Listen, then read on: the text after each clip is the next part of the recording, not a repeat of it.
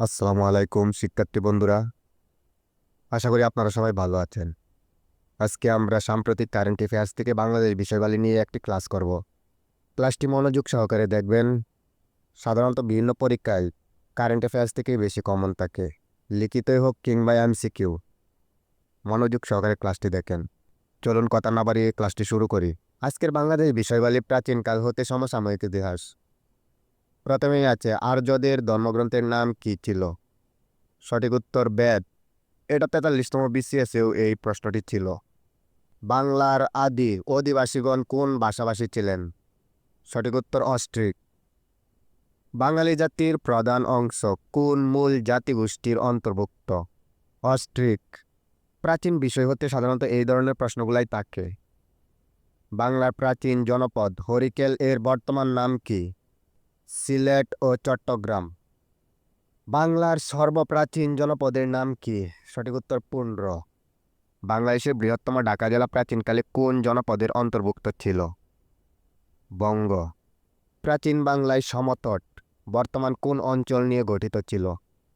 কুমিল্লা ও নোয়াখালী। মহাস্থানগড় এক সময় বাংলার রাজধানী ছিল, তখন তার নাম কি ছিল? উত্তর পুন্ড্রনগর। চীন দেশের কোন ভ্রমণকারী গুপ্ত যুগে বাংলাদেশে আগমন করে? পাহিয়েন। প্রাচীন বাংলার মৌর্য শাসনের প্রতিষ্ঠাতা কে? চন্দ্রগুপ্ত মৌর্য। মহাস্তবীর শিলভদ্র কোন মহাবিহারের আচার্য ছিলেন? সঠিক উত্তর নালন্দা বিহার। শিলভদ্র ছিলেন একজন চৈনিক পর্যটক এবং তিনি নালন্দা বিশ্ববিদ্যালয়ের আচার্যও ছিলেন। চীনা পরিব্রাজক ইউয়েন সাং এর শিক্ষাগুরু কে? এটাও শিলভদ্র। বখতিয়ার খলজি বাংলা জয় করেন কোন সালে? সঠিক উত্তর 1204 সালে। বাংলায় মুসলিম আধিপত্য বিস্তারের সূচনা কে করেন? ইখতিয়ার উদ্দিন মুহাম্মদ বিন বখতিয়ার খলজি। একটু মনোযোগ সহকারে পড়বেন, পাশাপাশি সাধারণ জ্ঞানের সম্পৃক্ত বিষয়গুলো পড়ে নেবেন, তাহলে দেখবেন এগুলো মনে থাকবে। বাংলাদেশের সবচেয়ে বড় মধ্যযুগীয় মসজিদ কোনটি? সঠিক উত্তর 60 গম্বুজ মসজিদ, যেটা বাগেরহাটে অবস্থিত। কোন শাসকদের আমলে বাংলাভাষী অঞ্চল বাংলা নামে পরিচিত হয়ে ওঠে? মুসলিম শাসকদের আমলে। আলাউদ্দিন হোসেন শাহ কখন বৃহত্তম বাংলা শাসন করেন? 1498 থেকে 1519 খ্রিস্টাব্দ সালে। বাংলা দেশ ও ভাষা নামে উৎপত্তি বিষয়টি কোন গ্রন্থে সর্বাধিক উল্লেখিত হয়েছে? এটা হয়েছে আইনে আকবরী, আবুল ফাজলের গ্রন্থ আইনে আকবরী গ্রন্থে। ঢাকা লালবাগের দুর্গ নির্মাণ করেন কে? শায়েস্তা খান। কে বাংলা সাল গণনা শুরু করেন? আকবর। তিনি বাংলা ক্যালেন্ডারের জনক। হিজরি সনের সাথে মিলিয়ে তিনি বাংলা ক্যালেন্ডার নির্মাণ করেন। প্রতাপাদিত্য কে ছিলেন? বাংলা 12 ভূঁইয়াদের একজন। ঢাকার ধুলাইখাল কে খনন করেন? ইসলাম খান। পরিবিবি কে ছিলেন? পরিবিবি ছিলেন শায়েস্তা খানের কন্যা। বাংলার প্রথম স্বাধীন নবাব কে ছিলেন? উত্তর মুর্শিদ কুলি খান। পলাশীর যুদ্ধ কবে সংঘটিত হয়েছিল? 23শে জুন 1757 সালে, যখন বাংলার সূর্য প্রায় 200 বছরের জন্য অস্তমিত হয়েছিল। ইউরোপীয় বণিকদের মধ্যে বাংলায় প্রথম এসেছিলেন কারা? সঠিক উত্তর পর্তুগিজরা। বাংলায় 73-এর মন্বন্তর এর সময়কাল? সঠিক উত্তর 1770 সাল, যখন বাংলা প্রায় 1/3 মানুষ খাবারের অভাবে মারা যায়। ভারত ছাড়ো আন্দোলন শুরু হয় 1942 সালে। বাংলায় ফরায়েজি আন্দোলনের উদ্যোক্তা কে ছিলেন? হাজী শরীয়তুল্লাহ।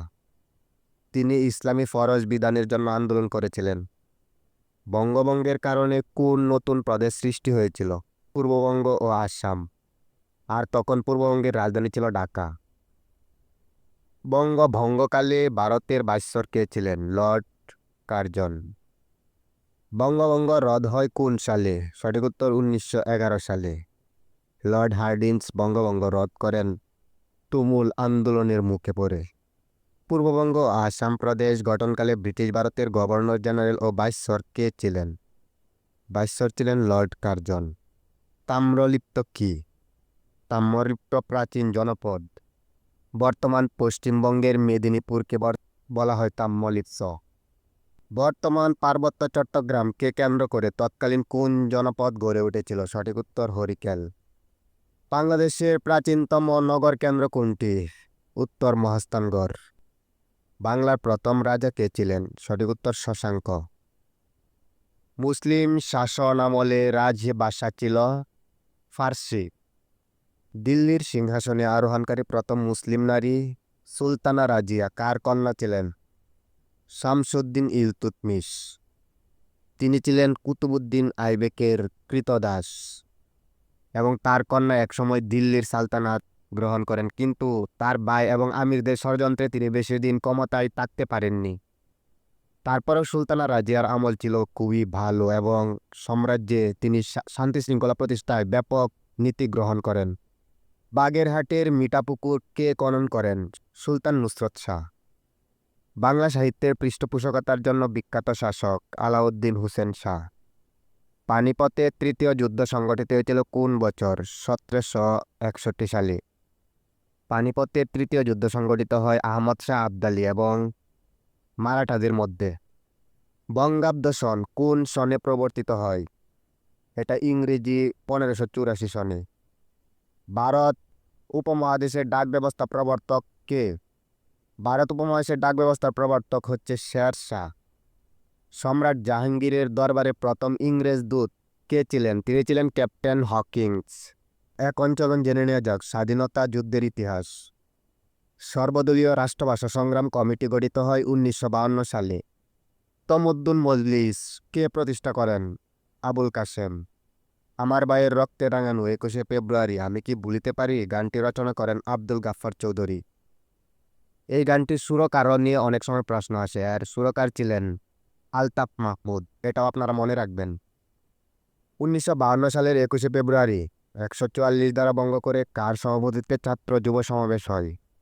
সঠিক উত্তর গাজীউল হক।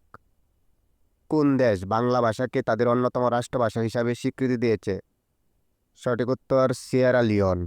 কারণ এই দেশে আমাদের সেনা কাজ করায়, সেখানে শান্তি প্রতিষ্ঠা করার জন্য এই স্বীকৃতি দিয়েছে। রাষ্ট্রভাষা আন্দোলনে কোন সংস্থা গুরুত্বপূর্ণ ভূমিকা পালন করে? তমদ্দুন মজলিস। কিসের ভিত্তিতে পূর্ব বাংলার ভাষা আন্দোলন হয়েছিল? বাঙালি জাতীয়তাবাদ। 1952 সালের 21শে ফেব্রুয়ারি তারিখে তৎকালীন পাকিস্তানের প্রধানমন্ত্রী কে ছিলেন? কাজা নাজিমুদ্দিন। এই প্রশ্নটা আসছে, আপনারা একটু ভালো করে মনে রাখবেন। 1954 সালের নির্বাচনে যুক্তফ্রন্ট কতটি আসনে জয়লাভ করে? উত্তর 223টি। 1954 সালের পূর্ব পাকিস্তানের প্রাদেশিক নির্বাচনে যুক্তফ্রন্টের প্রতীক ছিল কি? নৌকা। ঐতিহাসিক 21 দফা দাবির প্রথম দাবিটি কী ছিল? বাংলাকে অন্যতম রাষ্ট্রভাষা। ঐতিহাসিক 6 দফা দাবিতে কোন দুটি বিষয় কেন্দ্রীয় সরকারের হাতে রাখার প্রস্তাব ছিল? প্রতিরক্ষা ও পররাষ্ট্র। ভাষা শহীদদের মধ্যে ঢাকা বিশ্ববিদ্যালয়ের ছাত্র ছিলেন বরকত। কেন্দ্রীয় শহীদ মিনারের প্রথম কোন তারিখে নির্মিত হয়? 23 ফেব্রুয়ারি 1952 সাল।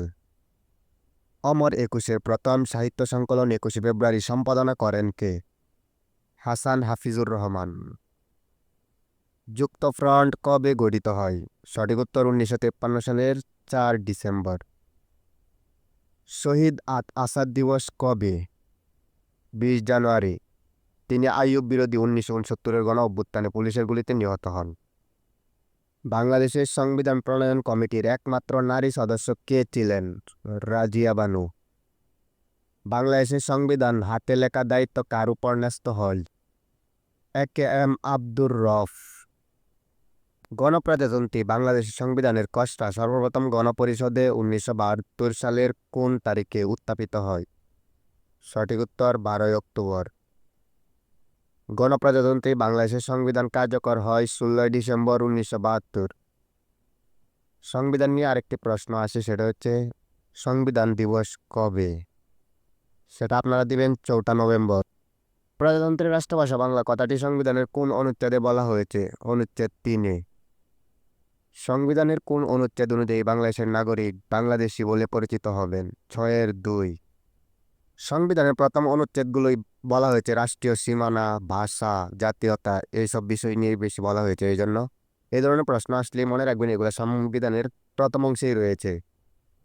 বাংলাদেশের পররাষ্ট্রনীতি সংক্রান্ত নির্দেশনা সংবিধানের কত অনুচ্ছেদে উল্লেখ হয়েছে? 25-এ।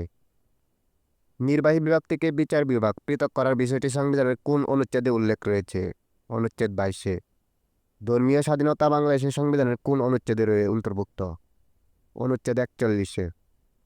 বাংলাদেশের সংবিধানের কোন অনুচ্ছেদে নারী পুরুষের সমতা নিশ্চিত করা হয়েছে? সঠিক উত্তর 28-এর 2। বাংলাদেশের সংবিধান কত নম্বর অনুচ্ছেদ অনুযায়ী রাষ্ট্রপতি প্রধান বিচারপতি নিয়োগ দেন? অনুচ্ছেদ 95। বাংলাদেশের সংবিধান অনুযায়ী কোড অফ রেকর্ড হিসাবে গণ্য সুপ্রিম কোর্ট। বাংলাদেশের সংবিধানের রক্ষক কে? সঠিক উত্তর সুপ্রিম কোর্ট। বাংলাদেশের সংবিধানের প্রশাসনিক ট্রাইব্যুনাল বিষয়টি কোন অনুচ্ছেদে সন্নিবেশিত হয়েছে? 117 নং অনুচ্ছেদে। বাংলাদেশের ভোটার হওয়ার সর্বনিম্ন বয়স কত? এটা আমরা সকলেই জানি, 18। সংবিধানের কোন অনুচ্ছেদে সরকারি কর্ম কমিশন পিএইচই গঠন উল্লেখ রয়েছে?